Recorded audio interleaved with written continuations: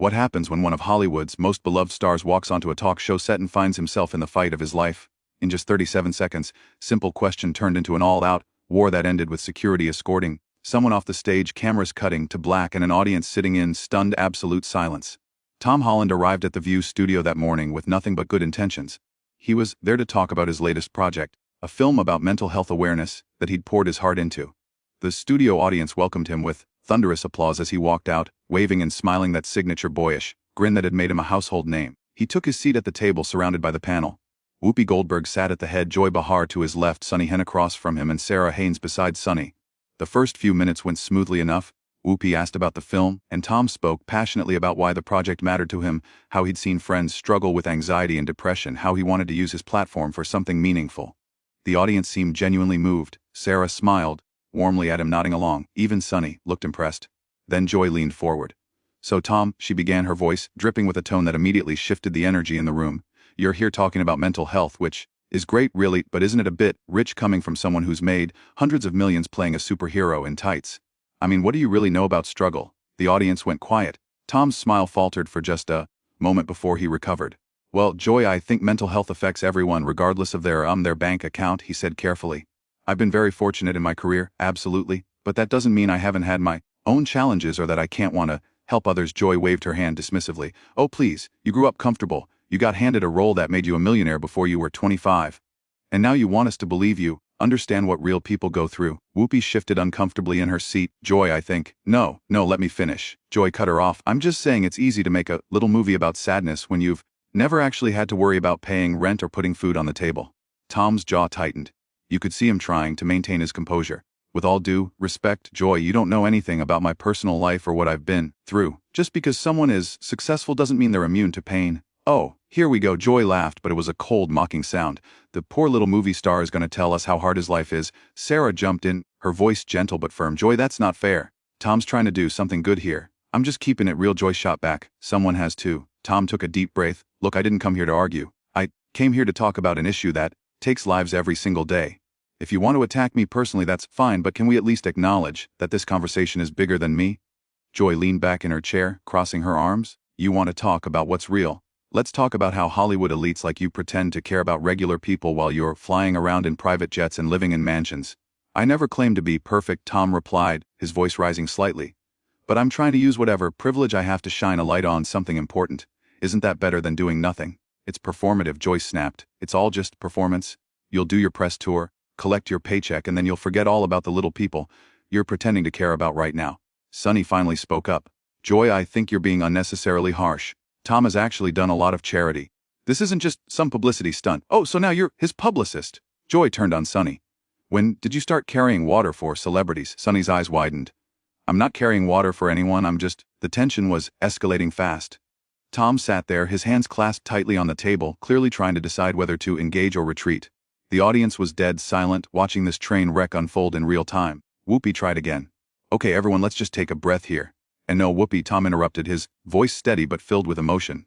"I want to address this. Joy, you don't know me. You don't know where I came from or what I've experienced. Yes, I'm incredibly lucky to do what I do, but that doesn't give you the right to diminish the work I'm trying to do or to assume that I'm not sincere about it."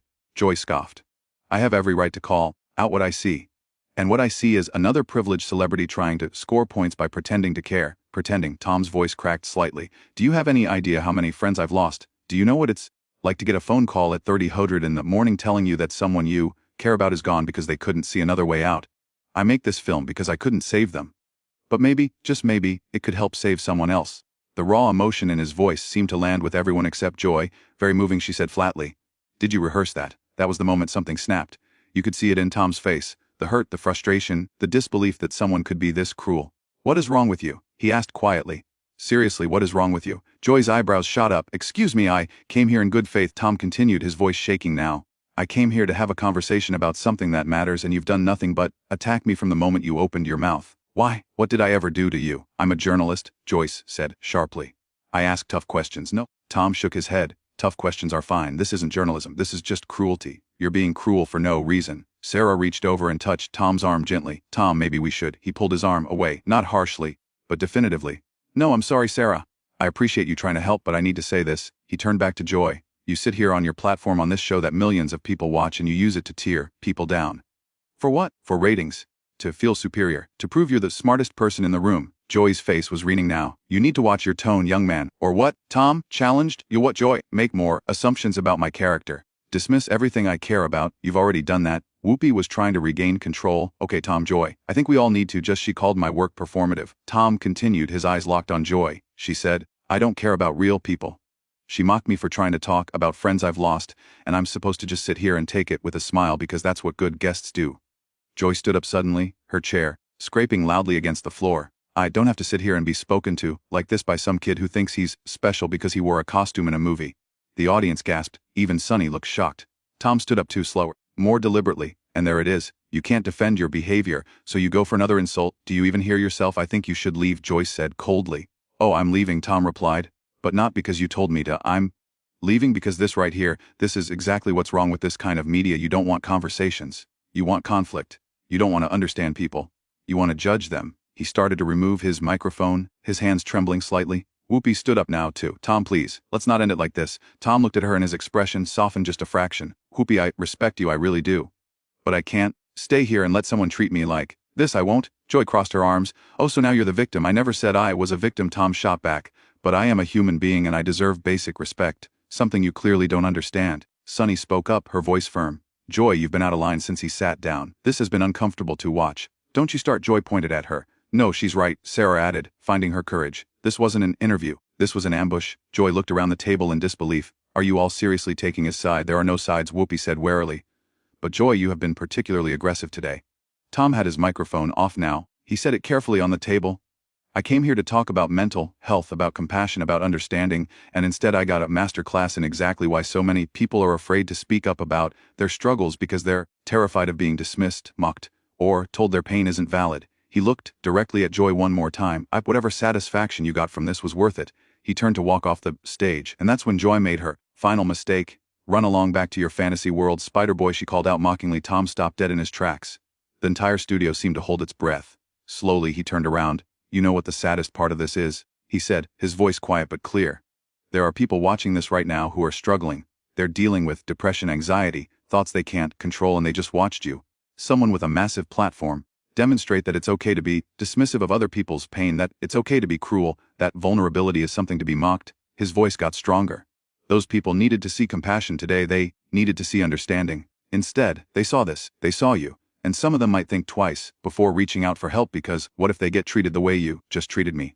Joy opened her mouth to respond, but Tom held up his hand. I don't want to hear it. I don't want your excuses or your justifications. I just want to leave. He started walking again, and this time he didn't stop. The cameras followed him as he headed toward the exit, his shoulders straight, his head high despite the clear emotion on his face. Behind him, chaos erupted at the table. Well, that was dramatic. Joy muttered, trying to laugh it off. Joy, what the hell was that? Sonny demanded. No longer whole job, Joy insisted. Your job isn't to bully guests, Sarah said, her voice shaking with anger. Whoopi just shook her head, looking exhausted. We need to go to commercial, but the control room was in pandemonium. Nobody knew what to do. Cut to commercial, keep rolling. The audience was murmuring, some people standing up, some shouting at Joy. Tom reached the exit to the backstage area. A producer tried to stop him, tried to calm him down, but he gently moved past them. I need to leave. Please just let me leave. Back at the table, Joy was becoming defensive. Oh, so I'm the bad guy now? I asked legitimate questions. You attacked him. Personally from the start, Sonny argued. There's a difference between tough questions and being nasty. He couldn't handle the heat, Joy said dismissively. The heat, Sarah's voice. Joy, you told him his pain wasn't real. You mocked his dead friends. What is wrong with you? The audience was getting louder. Some people were booing now, actually booing Joy Behar on her own show. Joy looked around, seeming to finally realize that she'd miscalculated badly. Oh, come on. He's a millionaire. He can take it. That's not the point. Sonny slammed her hand on the table. Money doesn't make you less human. Success doesn't mean you don't have feelings. How can you not see that? Whoopi was trying to signal to the control room, dragging her finger across her throat. Cut, cut. But the damage was done. The audience had seen everything. The tension, the cruelty, the moment when a kind young actor had been pushed too far by someone who seemed to enjoy making him suffer. Backstage, Tom was surrounded by staff members, some apologizing, some asking if he was okay, some trying to convince him to come back. I'm not going back. Out there, he said firmly. I'm sorry for any inconvenience this causes you all, but I'm not doing this. I won't. His publicist appeared, phone already to her ear, already doing damage control. But Tom wasn't thinking about damage control. He was thinking about the people watching, the ones who needed hope and saw cruelty instead. On stage, the show had descended into barely controlled chaos. Joy was arguing with Sunny and Sarah while Whoopi tried, desperately, to restore order. The audience was divided, some still supporting Joy, others clearly disgusted by what they'd witnessed. "We have to go to commercial," Whoopi said again, more forcefully this time. Finally, mercifully, the control room cut away, but it was too late. The damage was catastrophic. In the green room, Tom sat with his head in his hands. A production assistant brought him water. Someone else brought tissues, though he wasn't crying, just processing. "Are you okay?" the assistant asked softly. Tom looked up. "No, but I will be. I can't believe that just happened." "For what it's worth," the assistant said quietly, "you handled that with a lot more grace than she deserved." Tom managed a weak smile. "Thanks. I just wanted to talk about the film, about helping people." How did it turn into that? Back on stage during the commercial break, an emergency meeting was happening. Producers were rushing around. Joy was being talked to by. Sunny and Sarah were refusing to continue unless something was addressed. Whoopi just looked tired. "Woo can't bring him back," one producer said. "He's leaving the building." "Good for him," Sarah muttered. Joy was still defensive. "I don't understand why everyone is acting like I committed some crime. I pushed him. That's what we do here." "There's pushing and then there's what you did," Sunny said coldly. "And what you did was cruel." The stage manager called out 30 seconds. Whoopi took a deep breath. "Okay, here's what we're going to do. We come back, I address what happened briefly. We don't throw anyone under the bus, and we move on to the next segment." "Agreed." Nobody looked happy, but they nodded, and Whoopi added, "No more commentary about Tom at all?" Joy pursed her lips but nodded. They came back from commercial and Whoopi addressed the camera. "As you saw, our interview with Tom Holland ended a bit unexpectedly. Emotions ran high on both sides, and sometimes these conversations don't go the way we plan. We wish Tom all the best. It was diplomatic, professional, and it fooled absolutely no one." The rest of the show limped along awkwardly. The energy was gone. The audience was subdued. Every so often someone would try to make a joke, and it would fall flat. Meanwhile, Tom was in a car heading back to his hotel, staring out the window, replaying everything in his mind. He wondered if he should have handled it differently. Should he have just smiled and deflected? Should he have ignored Joy's provocations? But then he thought about the message. That would have sent that it was okay to be treated that way. That he should just accept cruelty because he was famous and successful. No, he'd done the right thing. It hurt and it was messy, but it was right. His phone was exploding with messages. His team, his friends, his family, everyone had seen it or heard about it. The clip was probably already going viral, but in this moment in this car, Tom just wanted quiet. He wanted to process. He wanted to understand how a simple, promotional appearance had turned into one of the most intense confrontations of his life. Back at the studio, as the show wrapped, the panel dispersed quickly. No friendly goodbyes today. Joy went to her dressing room alone. Sunny and Sarah left together, whispering. Whoopi had meetings with producers that would last for hours. The audience filed out, buzzing with what they'd witnessed. Some were Team Tom, others Team Joy. But everyone agreed on one thing. They'd never seen anything like that on The View before. In the green room, staff were cleaning up, finding Tom's forgotten water bottle, his chair still slightly pushed back from where he'd stood up. Physical evidence of a moment that had spiraled so far out of control. And somewhere in New York City, in a hotel room, Tom Holland sat on the edge of his bed, still in disbelief. He'd come to talk about mental health, about compassion, about using his platform for good. Instead, he'd been in a battle he never wanted, with an opponent who seemed to enjoy the fight. He thought about the film he'd made, the message it carried, about being kind, about listening, about understanding that everyone is fighting battles you know nothing about. Joy Behar had proven his point better than any scripted interview ever could. She'd shown exactly why those conversations were so desperately needed. Tom just wished it hadn't had to be so painful. He picked up his phone and started typing a message to his mother. She'd be worried. She'd want to know he was okay. "I'm fine," he typed. "It was rough, but I'm fine. I stood up for myself. I think you'd be proud." He hit send and set the phone down. Outside his window, New York continued on, indifferent to the drama that had unfolded. Cars honked, people rushed by, life went on. But for everyone who'd been in that studio, who'd witnessed that clash, who'd seen a kind person pushed to his breaking point, nothing would quite be the same. The interview, that was supposed to be about mental health awareness, had become something else entirely. A lesson in how cruelty can come from unexpected places.